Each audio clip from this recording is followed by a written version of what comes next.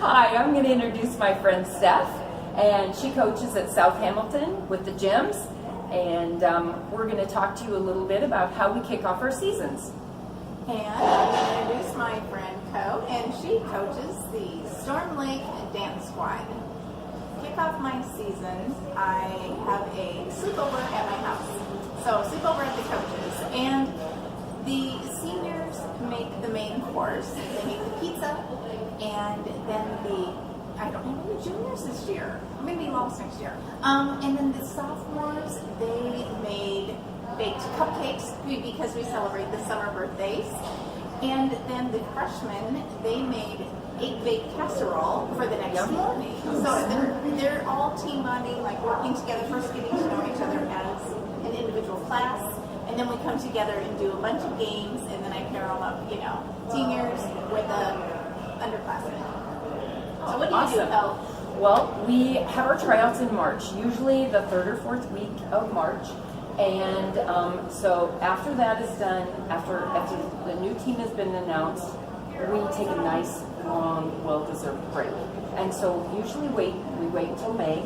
And in May, we always have a barbecue and a picnic, and we have a beautiful lake, so sometimes we go swimming, sometimes we just hang out.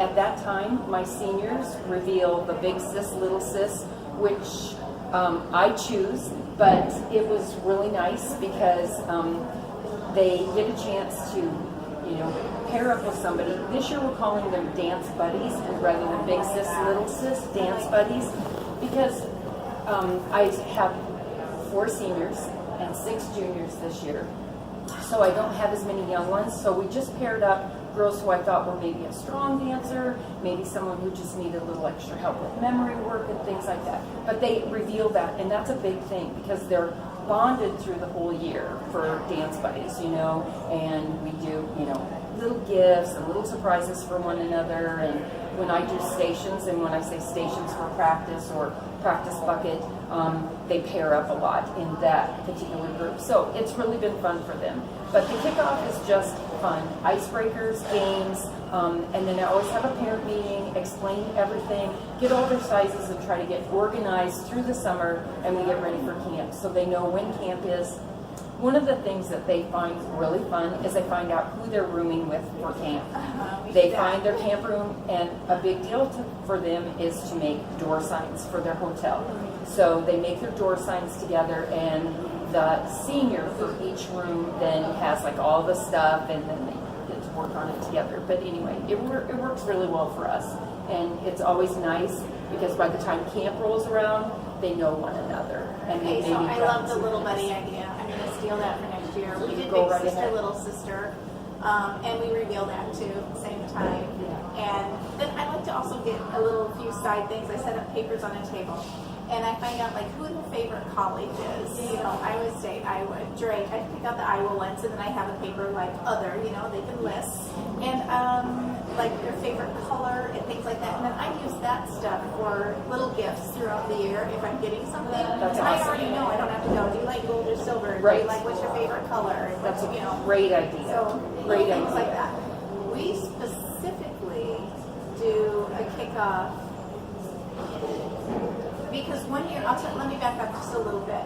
We didn't, and I found that it was a struggle when we came to camp.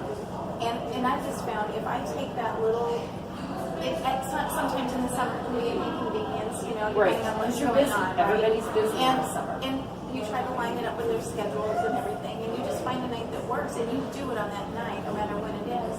And it brings the team. It really does let the girls get to know each other. I agree. This year was particularly different as I only have one freshman. So I try to put myself in her shoes. Can you imagine just having, one girl in a class that has no friends, and she's a freshman, so she's coming from 8th grade. She hasn't experienced high school. She wants to be involved with this. So I talked to my seniors, and they really took her under her wing. But most likely when school starts, she's not going to hang with the seniors, I want them to know they can be her go-to girls. But anyway, and my sophomores, girls who will be sophomores, who are closest to her, have really embraced her and helped her and made her feel really comfortable, and she's just done remarkably well. I would say get to know your girls. Spend some time with them. Get to know them. I think it's hard to coach a team if you don't have a rapport with them. So you need to just get to know them, and have some fun together before you're going to lay down, some pretty rigid rules and be like forceful, in practices for cleaning and things like that. So, I want them to see a softer side of me, and I want to get to know them. You're a first year coach, that you are already overwhelmed with all of the information. Exactly. That just what you're going to deal with as a coach, whether it's registering or everything you're doing with your team, calls for camp if you're doing that, or Yes. practice time, and where do I practice, and you're trying to communicate with the school. I just think you need to have that list. You maybe don't know where to start to get organized, but start making a list. It'll come together, like talking with your superintendent, principal, athletic director, lining up where your practice area is, your scheduled times. Figure that out as much as you can, and then they're good about rolling with it if you're first time a little bit, but. And we've been there. Yeah. The first years are rough. And I had Patty Meyer, bless her heart, she's retired now, but she took my hand. She's actually the one that got me coaching, but she took my hand and just guided me. She'd be like, "Did you receive the email with this?" And then she would help me do whatever I needed to do. So I was really fortunate. I would say reach out to your board member or alternate, Exactly. and then they can help guide you through what you need to do. Right. They're always there to answer questions. And they may not know everything, but they know to network. They will find an answer. I just think that coaching for me has been so rewarding. It's not always been easy. You are going to have ups and downs, and it's going to be a roller coaster, but it's so rewarding, And I just think that if you network and get involved in your spring association or the spring conference, get involved with the ISDTA association and come to spring conference where you can meet people, other coaches who are probably going through the same thing. I think that was helpful for me. And I remember coaching a small team, and then that school disbanded, and I went to a large school. That was a huge adjustment. And I can remember a frantic phone call to Kathy Anyard saying, I can't do this. And I coached for 19 years at that point. So, and it was like, okay, it was like starting all over. It's kind of like being an old woman and not wanting to really be 20 and starting all over again. Fit in coach / friend / whatever fill in the blank is going to be. They get to see me have fun with them when we start in the summer at my place, but then they know when we go to school, it becomes a little more, it's like business, and they know I'm more serious. We talk about being called out and on mistakes and how, growing up, that's a bad thing, you think, but in dance, it's a good thing because we're making you better if we're correcting you. And then they see that, like, I'm willing to give a hug if they want a hug. Exactly. And they know I'm there. And they also hear, underclassmen always hear the older classmen say, she's like my second mom. And they know that what comes with that is being firm when you need to be, and yet being willing to have fun. Exactly.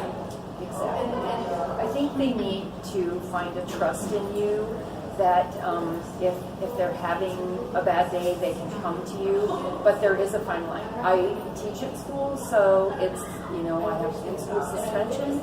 And so at school, it's Mrs. Wabaki, but at practice, it's Coach Co or just plain Co. And I love that. They can feel comfortable, with that aspect. I know some people aren't comfortable with that, but for my girls, it's just like they know that they could come to me with anything, and there will be confidence, and we'll make them, help them. We'll help them get through whatever needs to be done, and that we're always there. And I'm on the other side of that. I am not in the school building, so until practice starts. So when freshmen come on the team, they don't really know me other than seeing me pass through the halls, like maybe, running errands or doing whatever at school. And so the relationship that I build with them is something I can't force, and Right. nor do I want to.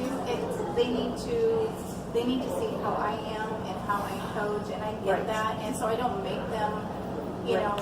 think they have to have a relationship with their coach. But Right. We know we have amazing coaches in this group.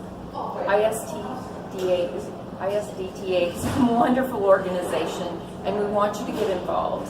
And we would love to hear your ideas. So please comment and let us know what you think and your ideas for kicking off your season. It's never too late for old dogs to learn new tricks, so we would love to hear from you. hey, thanks for watching us, and we hope you have a great season.